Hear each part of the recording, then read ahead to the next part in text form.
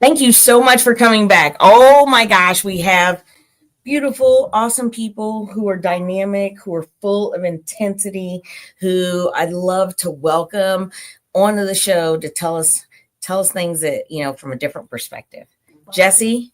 Hi. Jessie, tell us a little bit about yourself before we go in there, what you're doing now, what you used to do, but save the aspires. You gotta wait for aspires. I will do it. Okay. My name's Jessie Yankee. I work for the Association of Women's Business Dinners, which helps women all over the United States start and grow businesses, and it's a completely free service. Yeah. So that's how we met. I used to work at the Missouri Women's Business Center, which is located here in Columbia, and you also used to work there. I did. We didn't work at the same time, but we know all the same people. So that's a little bit of background. I just help women all over the country start and grow businesses. We really, really focused on getting money. Okay. Get that money. Yeah, because women need capital. Yes, and women are still left behind all the time.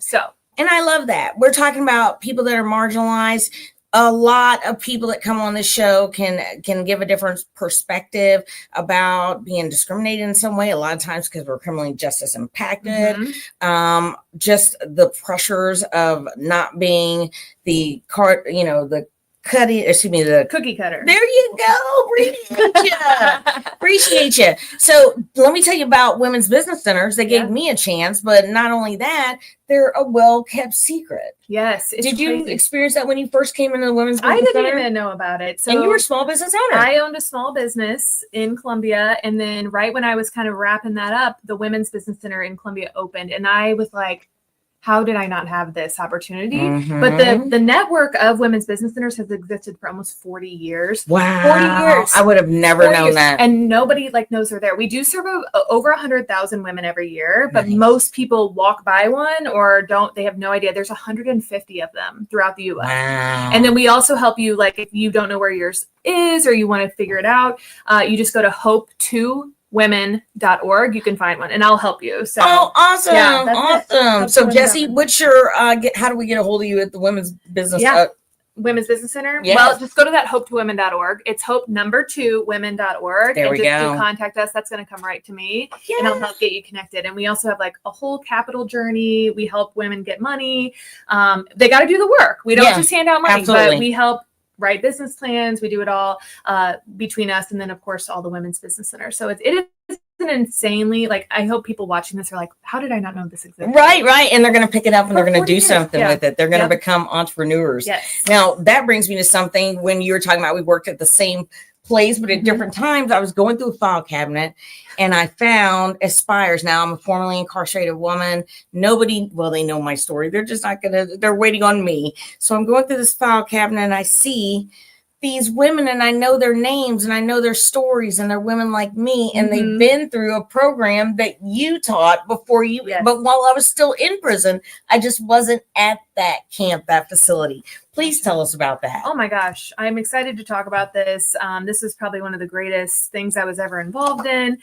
So essentially my friend Kellyanne Coates, she worked at the state when she works for, I can't remember the exact title, but it's similar, Women's Business Economic Development at the state.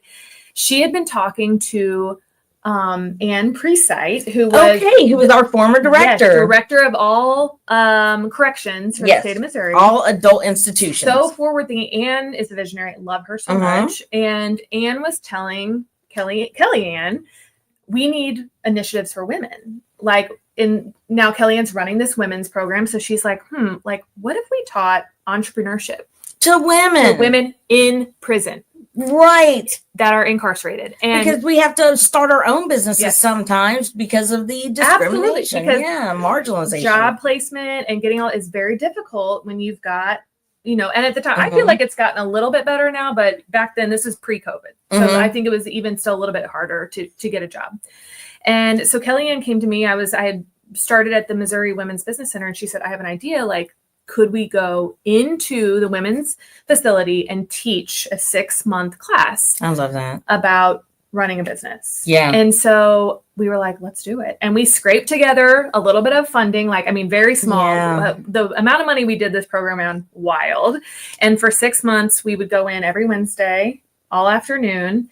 And we had a group of 10 women per class. So you had asked me earlier, we ended up doing 3 classes. Our third one ended up stopping because of COVID. Yeah. So then I left. So that project kind of closed, but now Kellyanne is still running the Aspire Mo project in Chillicothe, which was the camp that I was at. Yes, and it's now a workforce development class, but we still talk all the time about how could we bring this back, or even bring a national program to teach small business planning to women that are in facilities. And that's exactly what we need. We need ways to broaden our thinking, ways to learn. Because when I came out, I had all the incentive. I just needed the tools. And luckily I found a women's business center, the diamond and the rough. So before you started on this journey and you were a small business owner, tell us a little bit about that. Sure. I mean, it's kind of dorky. I did IT. Can you believe that? Okay. I had a small business IT firm. But again, you'll see the common theme is about small business. I love helping small businesses. And how it started was that we were leveraging, this is at now my ex-husband's company. We were using a big firm for IT. It was so expensive. Like we couldn't afford it. And I realized that nobody was doing IT for small businesses. Okay. And so we were very specifically focused on small businesses. Niche. So I had that for 7 years, had an awesome staff, and then we were eventually bought out by a bigger company. Okay. Really awesome. So again, it's like, how can we help these small businesses? Do you miss being a small business owner? I do a little bit. I'm actually buying a little business right now as well. We'll talk about that on a future podcast. It's nowhere in the vicinity of IT. Well, that sounds amazing. And that sounds like something to wait on. Yes. But yeah, so I just wanted to say one more thing about Aspire, because this is the biggest piece. So the main thing that we wanted to do was help with recidivism, right? So how the percentage of people who go back to prison. Yes. In Missouri at the time, it was really high. Like for women specifically, it was like 50%. 50%. None of the women who have gone through our program have gone back. Oh, that's 100%. It is just like the biggest thing. Some of our ladies had been in like 5 or 6 times. Wow. And now they're thriving. And I believe at this point, I think 6 of them have started businesses. Right. So it's really, really awesome. Well, we were talking about Clifton Strengths. Yes. And they teach that. Thanks for bringing that up. So awesome. Positivity, the woo, communication, harmony. There's like 36 wonderful. of them. Yes, tell us about them and how the difference that they made in these women's lives. I love that. I think I'm so glad you brought this up, because you might be thinking, okay, 6 months, what did they do in that class? Well, so 20 weeks, right? 12 of the weeks we did spend on small business things. We wrote business plans. We talked about financial projections, like all the business. But the other 8 weeks we spent on soft skills and personal development. So we brought in a friend of ours. Her name's Jessica Macy. If you know her, anybody who's watching loves Jessica. If you know her, you love her. She's the best person. And shout out to her. She teaches, facilitates a Clifton Strength Finders assessment. So we actually spent 3 full classes on this. Oh yes, because it's so wonderful. It is. I hope that everybody gets a chance. I think you can buy it on Amazon for like $9, and you do the assessment, you get your strengths. But so you get assigned these 5 strengths, like your 5 top strengths. Yeah. And again, like a lot of these women had never identified like a strength like that before. Like, for example, I was telling Sarita that like sometimes you can use your strengths in a positive way or in a negative way. Right. So we called it, or Jessica called it, being in the basement or being in the balcony. And she's much better than I am at all this. But like I was telling Sarita earlier that, like, for example, my number 1 strength is harmony. So I like peace. I like everything to do. But what does that do for me in business? Well, it makes me conflict adverse. So we really talked about both sides of these strengths and how a lot of times they've ended up in prison because they were actually using their strengths maybe in the basement. That's exactly right. How can we leverage those same strengths in the balcony? I think about that all the time. I've always been a leader. I've always wanted to have fun and make things exciting. And I remember that, I was very young and I was meeting people and I'd be like, hey, let's go get high. Let's do it. And they'd be like, I've been sober 5 years. And I was like, what do you mean you were sober like 5 minutes ago? I didn't understand what I was doing, but I was like, I have the woo. That's another Clifton Strengths, winning others over. Yes. So I would make this lifestyle look cool that really wasn't. And then it wasn't cool for anybody. Right. Yeah. So I was using all those good habits, or excuse me, good skills in the basement. We saw that a lot too, where, and I'm sure this will resonate with some people, but women are caretakers. And I will tell you, of the many women I spent time with in those various classes, they were the most loving, kind, caretaking women. But how that ended up is they were caretaking people they shouldn't have been. Yeah. And like I have always said, if I ever go back to school and do a PhD, I would do it about the women's path to prison and the role of men in that path. Right.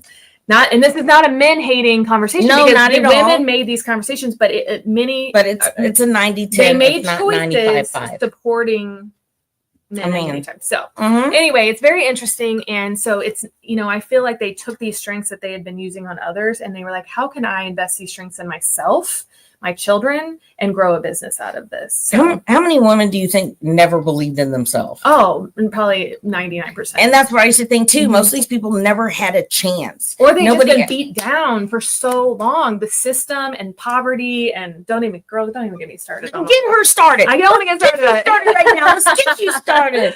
Seriously, though, but it's people who can talk about it and have open discourse and are willing to say things that are hard and not comfortable, like poverty is a problem and it keeps people stuck. Yes. Like 100%. Not having self-worth, not having, the adequate tools to know that you can do better. Yes. It is an epidemic, especially here in Missouri. Would you say that Missouri lacks resources that other places have? I just don't know. I don't know. Hold it in context. Well, I would say it. Yeah. Okay, because I've been there, and we only have 2 women's prisons. So this wonderful program that she was talking about prior to COVID didn't even exist where I was prior to COVID. No, it didn't. So I know that there are other states. I know that someone is listening. I know that there is always a way that we can activate change. Yeah. So I always had a dream that Aspire, it was called Aspire Mo. I visualized Aspire across every state, Aspire Illinois, Aspire Indiana, like all the states, initials in there. And there has been some legislation that's been brought forward to do this, but it's just in the grand scheme of everything else going on right now, it just never makes it to that final. Yeah. And there's a lot going on right now. There's a lot going on. A lot of people are looking for funding. So if you're an individual donor, now's your chance. Now's your time to shine, to really come in there and help people who need it. That's smart. Yeah. If we had somebody come in and fund and Aspire nationally, wow, what a dream that would be. That would be so awesome. Absolutely. I feel like that's a good place to wrap up. Oh, that's it? We can talk forever. We can talk forever. I'll have to come back and talk about You will have to come back. Thank you so much for coming on. Absolutely. Thank you so much for spending your time with us. If there's any women that are listening or watching that have been incarcerated before, I hope that they can realize that entrepreneurship is an option and it's a very viable one, and that the women's business centers have all the tools to help them get there. So reach out, hopetowomen.org. I got you. I'll get you connected. Thank you so much for coming on. I appreciate you so much, the opportunity. I appreciate you and everything. Get out of here. Oh, I appreciate that. Thank you for coming back. We appreciate it.